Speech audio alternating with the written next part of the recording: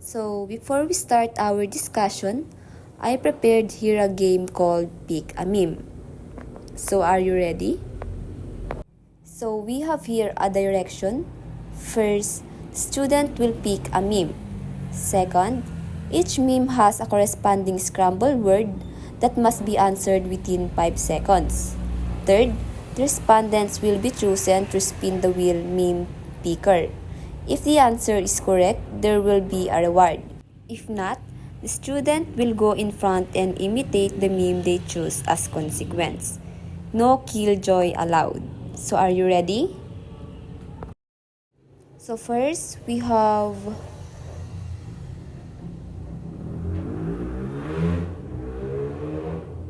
Mr. Golam. Now, you can pick a meme.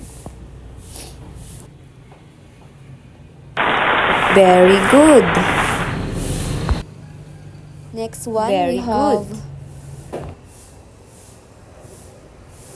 Miss Borse. Now, you can pick a meme. Very good. Next, we have Miss Balais.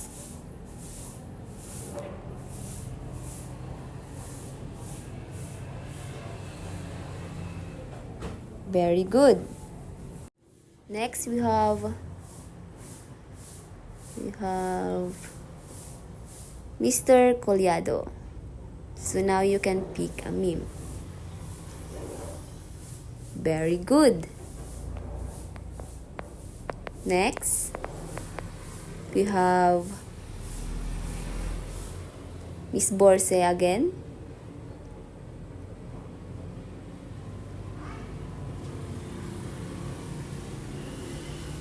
Very good. Next,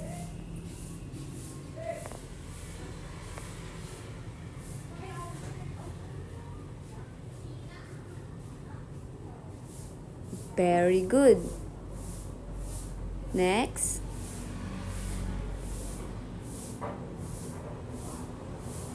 Mr. Poka.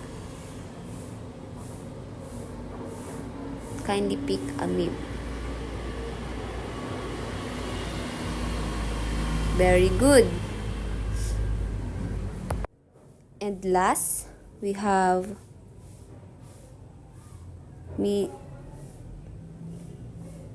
Bragas. So kindly pick a meme.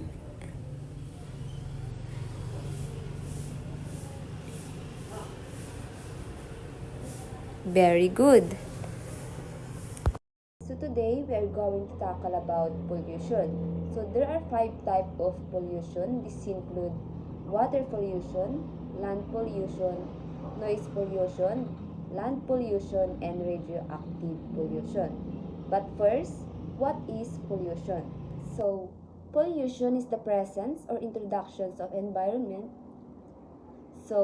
Pollution is the presence or introductions of harmful substances or pollutant into the environment, causing negative effects on the natures and living organisms. So this pollutant can contaminate the air, water, and land, making them unsafe for human, animals, and plants.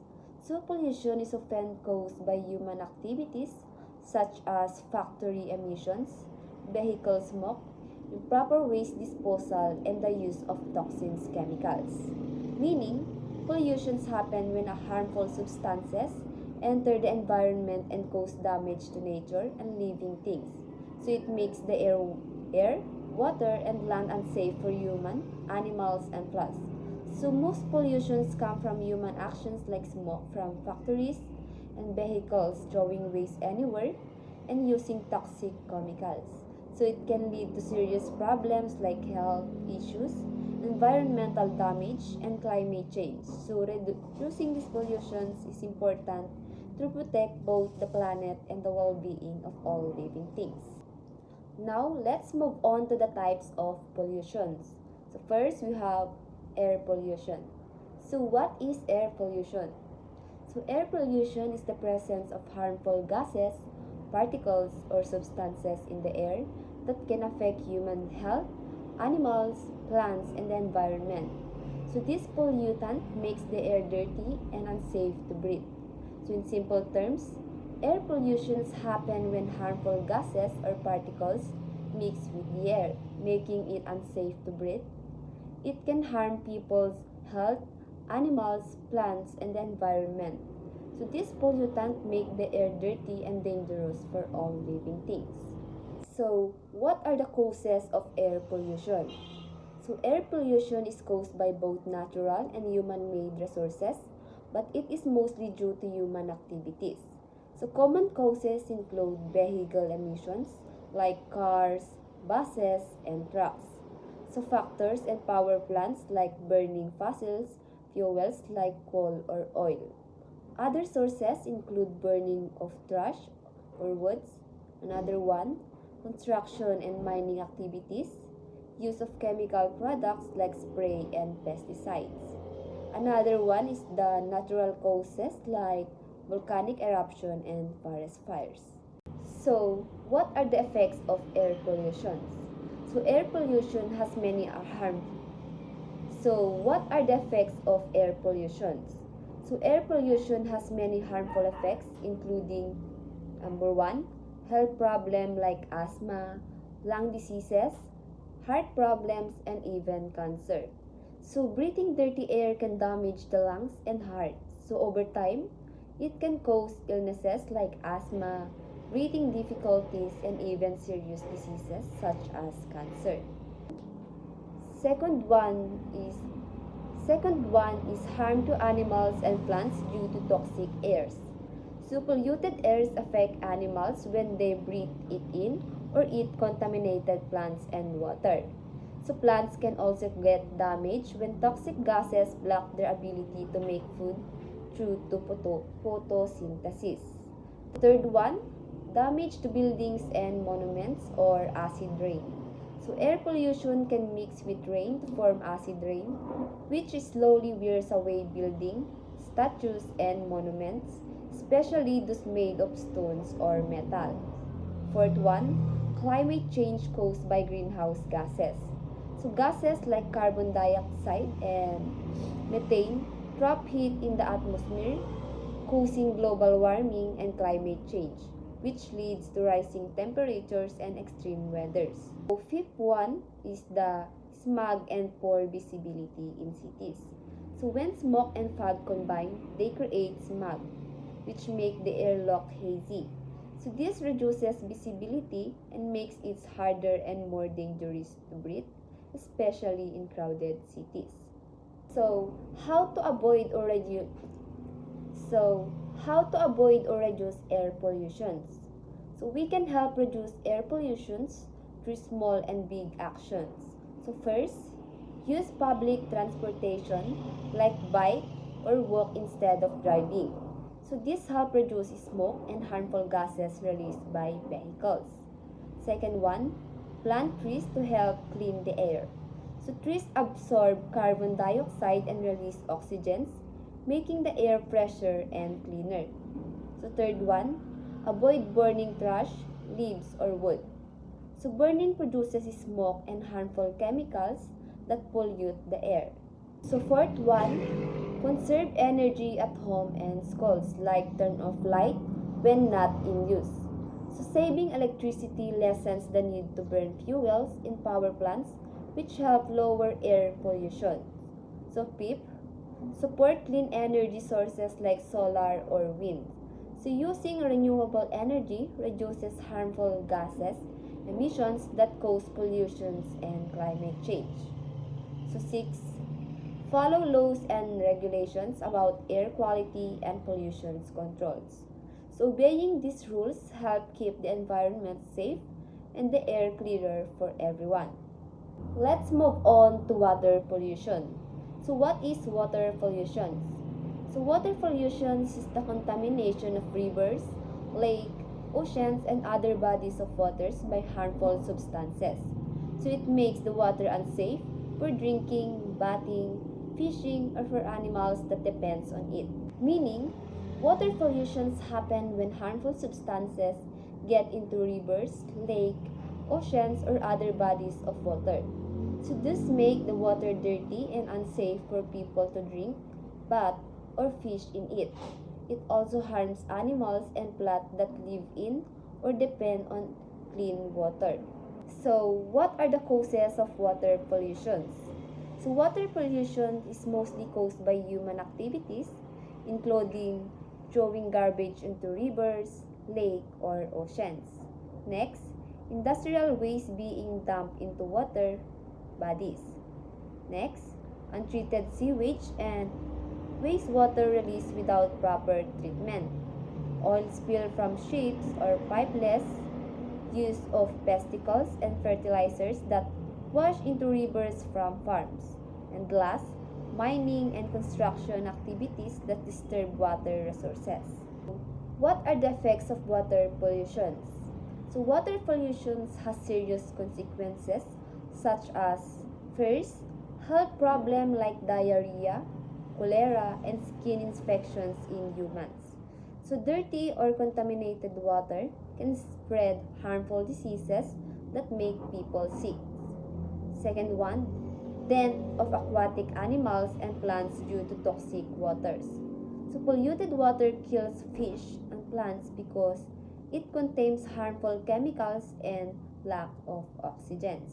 So third one, polluted drinking water which harms communities. So when water resources are contaminated, people lose access to safe and clean drinking water. So fourth one, damage to ecosystem affecting biodiversity. So pollution is disrupt the natural balance of water habitats, causing many species to die or disappear. So fifth one, loss of livelihood for people who rely on clean water for fishing or farming. So fishermen and farmers suffer when polluted waters destroy fish pollutions and crops. How can we avoid or reduce water pollution? So we can help prevent water pollution by throwing garbage in proper bins, not in water bodies. So proper waste disposals keep trash from ending up in rivers, lakes, and oceans. So second one, avoiding the use of harmful chemicals near water resources. So keeping toxic substances away from water prevent them from contaminating it. So third one, using eco-friendly cleaning and farming products. So these products are safe for environment and reduce harmful runoff into water system. So fourth one, not pouring oil, paint, or chemical down the drains. So these substances can pollute waterways and harm aquatic life when they reach rivers or seas. So fifth one, planting trees and creating green spaces to prevent soil erosion. So trees help hold soil in place and keep dirt and waste from washing into water sources. For the last one, joining or supporting cleanup drives for rivers and beaches. So participating in cleanup drive activities help remove trash and raise awareness about protecting the water. Have a blessed morning or evening to all of you, everyone. I am Griffith B. Blanza, and I will be discussing about the pollution. We all know that there are different different kinds of pollution, including the air, land, what- noise, radioactive, and etc. etc. And there are many more. And today I will be only discussing the noise pollution, land pollution, and the radioactive. And the following have already discussed of my associate, Miss Maria Luciana Maria. And today, when we say pollution means contamination or the introduction of harmful substances and energy into the environment, wherein causing the negative changes and damage in our lives as a people living in the earth. The first one is the noise pollution. Noise pollution is excessive or harmful sound that disrupts humans, animals, and of course, the environment. And it causes heavy traffic, construction work, factories, and especially the loud music or events. As you can see, the noise pollution is coming from the noise, and it triggers our ear or hearing. And second one is the land pollution. When you say land pollution, as it is from the word of its own, coming from the land. Land pollution is contamination of the earth's surface due to improper waste disposal and harmful chemicals. For example, hindi naman natin maiwasan yung mga pagtapon ng mga basura, di ba, na nagkukos sa land na naapektuhan ito. At maski tayong mga tao ay tayo rin ang gumagawa ng ating sariling problema. And the causes is throwing garbage anywhere, just like what I said. And industrial waste, chemical fertilizers, and pesticides, and especially deforestation, yung pagkakat ng mga puno. Kumbaga, pwede tayong mag-cut pero mag-plant din naman tayo para may kapalit din, di ba? And especially the last is the radioactive pollution. Radioactive pollution is the presence of dangerous radioactive substances that emit harmful radiation. It is most commonly seen or caused in the plantation of the business here in our environment, or here in the Philippines, or here in our life. And it causes nuclear plant accidents, improper nuclear waste disposal, and nuclear weapons testing, and especially the uranium mining. So this pollution is, I'm hoping that it symbolizes that we need to be more careful and aware of our surroundings, especially our environment and into our Mother Earth, so that we can have a peaceful and happy life. And that's all for today or for this night. Thank you for your time. Have a good day. For your evaluation, answer the following question on the QR code provided. That's all for today. Thank you.